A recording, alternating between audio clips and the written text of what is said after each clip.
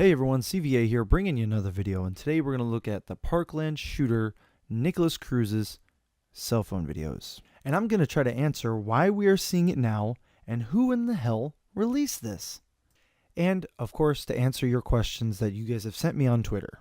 So let's jump right in. So the very first question that everyone's been asking me is, why is this being released? And it's very simple. It's to push a certain agenda. If it doesn't have an agenda to push, they're not going to release the tapes. Am I speaking about basement tapes or am I speaking about Nicholas Cruz tapes? Both. Both of them. CVA, that's just your opinion. You know what you're talking about. Well, let's look. So let's go to Google. Let's check it out. Look at 17 hours ago, 15 hours ago, 20 hours ago. Boy, they want to hound on YouTube channels that want to discuss the shit. But I'll tell you what, mainstream media is going nuts. MSN, Washington Post, News 4 Jacksonville, CNN, all these places are going nuts about it, and these are all recent uploads. I'm going to click the very first link. Cell phone videos show Nicholas Cruz planning Parkland school shooting. Shows you the video, very first thing, and then what do you think? Why do you think they're showing you these videos? You want to know why? Here it is. In the video, he mentions what? An AR-15 rifle. Oh my God.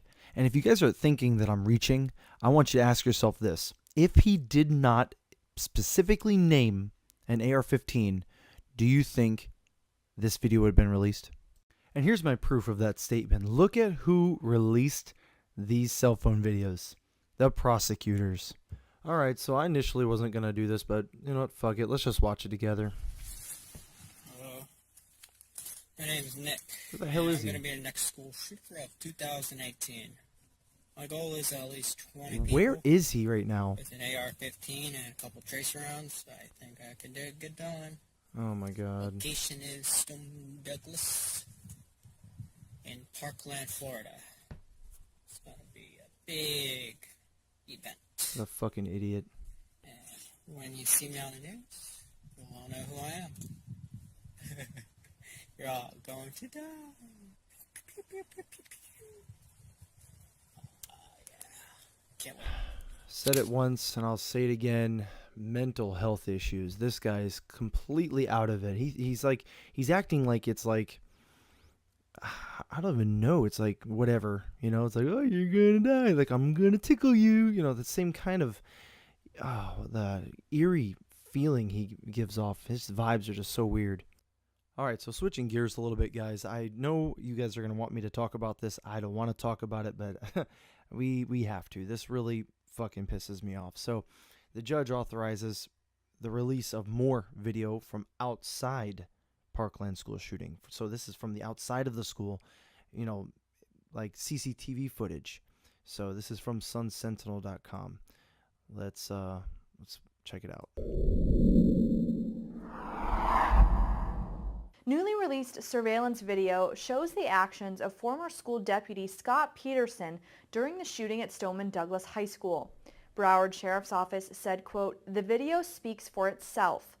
According to a Sheriff's Office timeline, as Peterson is seen running to a golf cart, the first 911 call is made to Coral Springs Police. Peterson released a statement saying he initially thought the shooter was outside, which is why he didn't enter the building. But Peterson's own radio transmissions suggest he had focused on the 1200 building. Peterson resigned after being suspended by the sheriff's office for failing to confront the shooter.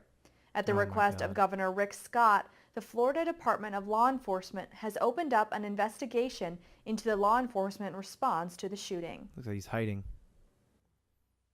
Good God. So he knew where the shooter was. It was inside. He knew it was inside. And he's over here on his fucking cell phone. Good Lord. Man, if you're going to be in that type of profession, you have to come to terms with yourself that you know there is a possibility. There is a small possibility, but it's there, that you are going to die. If you join the military, same concept. If you join a combative team or a MMA tournament, or you go join the police force, you're putting yourself in bodily harm, and you got to know there's a chance you're going to die. And this guy, we saw his true colors. The last video I want to discuss with you guys is one where he has the camera facing the ground and he's talking. I don't even want to say he's talking. It sounds like he's reading from a script. It's so bland, so monotone. Today's the day you're gonna die. All the kids are gonna fear me. My God. I don't even know what to say about it. Making me stutter. I'm just gonna play a few seconds of it because I honestly I can't listen to it. It fucking just irks me. Like, listen to this part. I think it's about right here in the video. Run in fear and hide. From the wrath of my power they will know who I am. I am nothing, I am no one. My life is nothing and meaningless. Everything that I hold dear I let go beyond your half. Every day I see the world ending another day. So, I gotta stop it. I can't handle it anymore. You know, this guy took an Uber to the shooting? He had, like, his bags full of fucking ammo. He had a big, long... The Uber driver thought it was a guitar box. Guitar carrying case. He had his guns in there. And just like, hey, Uber, I'm going to school. Yeah, I'm going to my art class. Gets out of the Uber, loads up, starts killing people. Jesus fucking Christ. You know, I said it in one of my previous videos that Columbine was like a free download template. And if you guys know what I'm talking about, if you're in school, you know exactly what I'm talking about. Like an APA format paper, and you just download the template, and then you just plug and play all your information. Or like an Excel spreadsheet, where people can just, like, you know, study Columbine, see what Eric Harris and Dylan Klebold did, and then take out some of their stuff they did and insert their own little spice into it and make their own massacre. You know, just like Santa Fe. That's like cut and dry trying to copy Columbine. And Lord, please, we got to get off this topic of gun violence. When does it start becoming gun violence? I just don't understand. Violence is violence. The weapon or the tool you use does not determine if it's violent or not. It's still violent. America needs a culture change.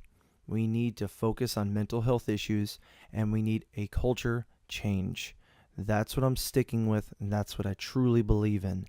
If you got rid of all the guns today, there would still be guns tomorrow. I guarantee you, and you are ignorant if you say otherwise. I know a lot of my viewers out there do not agree with my views, and that's perfectly fine. I don't want you to agree with me just because I'm the guy with the YouTube channel. I want you to think outside the box. I want you to question what you believe in. I want you to sit on the other side of the aisle one time in your life and think about this. Here it is. How long has America had guns? How long have we had them? Is this a new thing? Is it easier now than it was in the 70s to have a gun? Is it easier now, 2018, to legally purchase a gun, or illegally, fuck it, to get a gun than it was in the 70s? Which one is harder? And last thing I want you to think about, why in the last 10 to 15 years have mass shootings spiked through the roof? Why? Why have they all of a sudden became such a big fucking problem? Is it the guns? Is it mental health? Is it American culture? Is it a weak generation? What is it? Hopefully you enjoyed this video, and if you did, leave me a comment, subscribe, give me a thumbs up. Thank you very much for hanging out with me. True Crime Community, CVA Army, take care.